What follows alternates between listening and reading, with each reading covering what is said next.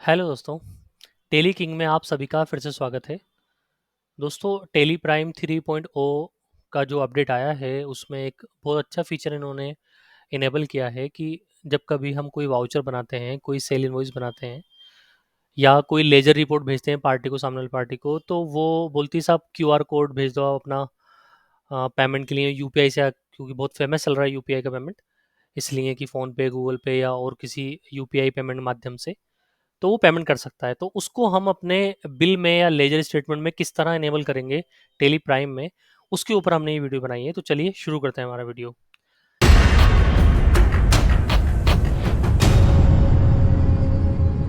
सबसे पहले आपको क्या करना है, आपको F11 प्रेस करना है अपने कीबोर्ड से। F11 प्रेस करने के बाद आपको जिस ऑप्शन पे मैं आ रहा हूँ वो देखना है ऑप्शन। इस वाले ऑप्शन पे आके आ रहा है यहाँ पर enable payment request to share payment link या फिर क्यूआर कोड। तो उसको यस कर देना है। जैसे आप इसको यस करोगे, यस करने के बाद आपको जो मर्चेंट प्रोफाइल है आपकी वो बतानी है। जैसे कि आपने इसमें यहाँ नाम लिखा, मान लीजिए मैंने नाम लिखा यहाँ पर टेली किंग यूपीआई। ठीक है। फिर यहाँ पर आपको बताना है कि भाई पेयू के थ्रू आपको बनाना है, रेजर पे के थ्रू बनाना है या यूपीआई के थ्रू बनाना है। तो सबसे जो मोस्ट कॉमन जो यूज़ होता है वो यूपीआई होता है। इसमें आप गूगल पे, फ़ोन पे और अदर यूपीआई भी इनेबल कर सकते हैं। अब यूपीआई आईडी डालनी पड़ती है। दोस्तों, यूपीआई आईडी कहाँ मिलती है? आप अपना गूगल पे, फ़ोन पे खोलोगे तो वहाँ डिटेल आती है, तो वहाँ से आप आराम से अपनी ये आईडी निकाल सकते हो। मान लीजिए मैं एक एग्जांपल के रूप में यहाँ पर एक आईडी डाल देता हूँ गूगल पे की। मैं डमी आईडी ले रहा हूँ, इसको आप यूज़ मत करिएगा।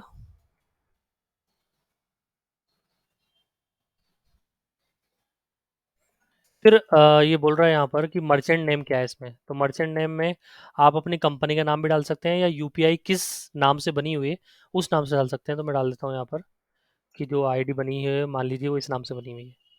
यहाँ करने के बाद आपको एंटर करने से पहले F12 दबाना है। तो F12 प्रेस कर देंगे हम, और यहाँ पर आपको क्या करना है, show option to save payment link QR code while generating from report. तो आपको इसको यस रखना है। ठीक है। और सेट पेमेंट लिंक एक्सपायरी ये आपको नो रखना है। तो आपको ये ध्यान रखना है कि दो ऑप्शन, ऊपर वाला यस रखना है, दूसरा वाला नो रखना है। नो इसलिए ताकि वो जो हमारा लिंक है, क्यूआर कोड है, वो एक्सपायर ना हो। तो कंट्रोल ए दबाना है आप यार। ठीक है। फिर आप जो नाम है वापस नाम डाल देंगे क्योंकि यहाँ गड़बड़ हो जाती है। तो मान लीजिए मेरी यूपीआई आईडी का जो नाम है वो है टेली किंग। ठीक है। फिर आपसे पूछ रहा है save QR code while generating from reports. मतलब जब भी आप बिल बनाएंगे या कोई रिपोर्ट बनाएंगे, लेजर बनाएंगे, तो क्या वो आपसे पूछे हर बार कि आप क्यूआर कोड इस पे बनाना चाहते हो या नहीं बनाना चाहते। तो दोस्तों, इसमें आपके पास टोटल तीन ऑप्शन दिए गए हैं।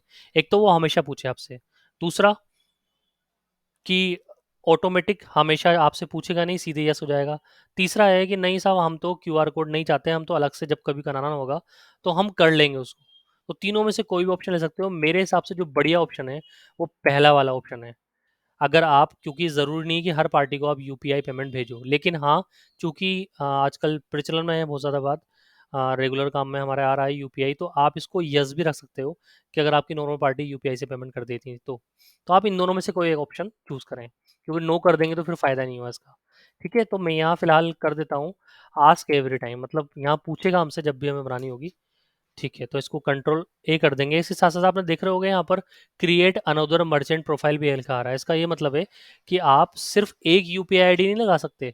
इसमें आपने एक बैंक की अलग है, दूसरे बैंक की अलग है, फोन पे की अलग है, गूगल पे की अलग है। इस तरह आप बहुत सारी जितनी भी मल्टीपल आईडीज हैं आपके पास यूपीआई आईडी, वो सब इनेबल करा सकते हो।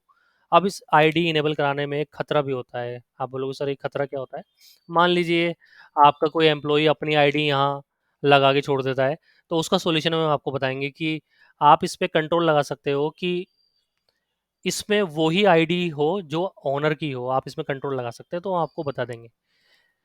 तो हम बात करते हैं अब, मान लीजिए हम कोई बिल बनाते हैं। जल्दी से मैं एक बिल बना देता हूँ। मैं किसी वाला- आप उसकी बताइए, आप बताइए। ये किसी का है।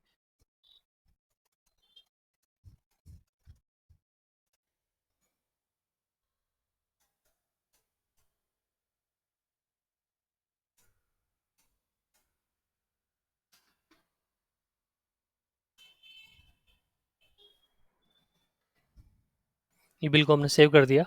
आप बोलो सर उसने पूछा ही नहीं आपसे। तो मैं बता देता हूँ क्या होगा। अब मान लीजिए आपने वो बिल खोला, क्योंकि जब बिल का पेमेंट जब हम प्रिंट निकालते हैं तभी पूछता है वो। डे बुक में गए हम, डे बुक में जाने के बाद ये बिल खुल गया। अब इसका अल्ट पी करेंगे हम। अल्ट पी करने के बाद इसको हम करंट पे आते हैं। करंट में आने के बाद इसको पहले कॉन्फ़िगर करेंगे। कॉन्फ़िगर में आने के बाद आपको क्या करना है, यहाँ आपको दिख रहा होगा, देखो नीचे मोड ऑफ पेमेंट रिक्वेस्ट, इसको आपको क्या करना है, क्यूआर कोड करना है। ठीक है, तो क्यूआर कोड कर देंगे, कंट्रोल ए कर देंगे और देखेंगे प्रीव्यू में क्यूआर कोड आ रहा है, नहीं आ रहा अभी भी। ठीक है, तो इसका दूसरा तरीका क्या है कि सर यहाँ से नहीं आएगा, तो क्योंकि उसका भी तरीका बताना पड़ेगा आपको। अब आपको क्या करना है, आपको अपने कीबोर्ड से प्रेस करना है अल्ट जेड, क्योंकि कुछ चीज़ें आएंगी कुछ चीज़ें नहीं आएंगी, तो उसके लिए तरीका बता रहा हूँ। तो generate payment link QR code आ रहा है, यहाँ एंटर करोगे और यहाँ लिख दोगे करंट। करंट में जैसे जाओगे तो आप यहाँ पूछ रहा है भाई डेटर से कितने रुपये लेने हैं, 25,000 लेने हैं, यस कर दोगे। ठीक है, तो अब ये क्यूआर कोड आपका जनरेट हो गया। ठीक है, तो इसने क्योंकि आस्क एवरी टाइम था, तो इसलिए इसने पूछा है क्या करना है आपको क्या नहीं करना, तो मैंने अब अल्ट पी दिया और मैंने सेट एक बार कर दिया। एक बार सेट करनी चीज़ें आपको, फिर बार बार नहीं करेगा, क्योंकि फर्स्ट टाइम बतानी ही पड़ती है, इसलिए कहाँ एरर आता है। तो आप देख सकते हो, आप चाहो तो इसको आराम से जूम करके देखो और इसको लिंक करा के देखो। अगर वो यूपीआई आईडी, क्योंकि मैंने रॉन्ग डाली है यहाँ पर, तो वो ट्रैक नहीं करेगी, तो आप आराम से सीधे इस आईडी से पेमेंट कर देगा। अच्छा, इसकी एक खास बात और है कि आपने 25,000 के अमाउंट के लिए इसको बनाया है, तो पार्टी ये नहीं कर सकती कि वो 24,000 पे कर दे। वो 25,000 ही पे करेगी, क्योंकि वहाँ पर एडिट का ऑप्शन नहीं आएगा पार्टी के पास। ये चीज़ मैंने करके देख ली है, इसलिए प्रैक्टिकल। तो आप किसी रिपोर्ट में करके दिखाते हैं आपको, कि मान लीजिए कोई लेजर है उसमें अगर कम आएगा तो। अब मैं आपको एक लेजर रिपोर्ट में करके दिखाया था ये चीज़, कि अगर मान लीजिए पूरा स्टेटमेंट भेजना है आपको पार्टी को, तो कैसे होगा। मैंने पार्टी का नाम लिखा डेटर, कुछ भी नाम हो सकता है, ठीक है। और इसको मैं क्या करूँगा, यहाँ से अल्ट पी करूँगा। अल्ट पी करने के बाद करंट में आऊँगा। करंट में आने के बाद मैं चेक करूँगा पहले कि क्यूआर कोड आ रहा है या नहीं आ रहा। और देखो यहाँ ऊपर बार बार आपसे पूछ रहा है कि हाँ भाई लिंक करना है। अब मान लो यहाँ ऐसे भी कर सकते हो आप, 25,000 का टोटल हिसाब था, आपने बोला पार्टी से कि साहब चलो ठीक है आप 20,000 कर दो पेमेंट अभी, लेकिन इससे कम मत करना, तो वो आपको जो बना के देगा रिपोर्ट में क्यूआर कोड, वो 20,000 रुपये का बना के देगा। ठीक है, इसको सेव कर देंगे हम।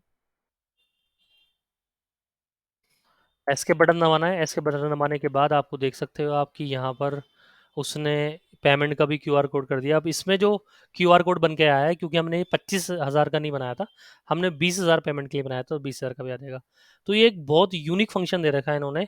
आप नए वाउचर क्रिएट करते टाइम भी बना सकते हो, और आप प्रिंट निकालते टाइम भी कर सकते हो, आप आफ्टर एंट्री भी कर सकते हो, लेजर के स्टेटमेंट के साथ भी कर सकते हो।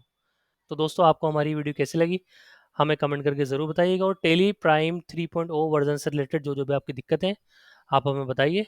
हम वीडियो के माध्यम से आपकी प्रॉब्लम का सॉल्यूशन देंगे। Thank you. Thanks for watching.